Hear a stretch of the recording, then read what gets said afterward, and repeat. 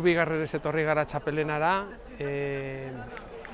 gestorako kidek aldatzeko, aldaketa izan da, pertsona bat urtendu EAJ-PNV-tik kide batek, eta sartu da beste kide berri bat, Ariane, Bilduko kidea. Orain hemendik aurrera dago lana eta lana. Ez daukagu juridiko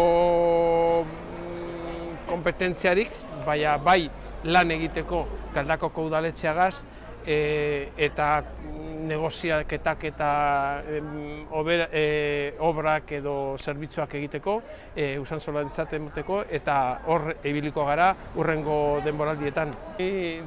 Judizialitatuta dago, eta hori luzea izango da. 2-5 urte nor jakin. Guk daukagu konfiantza gehiago politikoki bidetik joatea. Eta hor gaude alderdi politikoakaz EAJ-PNV-rekin, EH Bildurekin eta Sumarrekin Madrilera edateko gure enmienda. Daukaguna lehen sartu ginduna da atzeraztu behar dugu, jauzi zelako, eta ia horti bagoaz bide honetik. Usansolo hori esan, Usansolo guzti hori esan, konfiantza eukiteko, esperantza eukiteko, eta lortuko dugula, bai ala bai.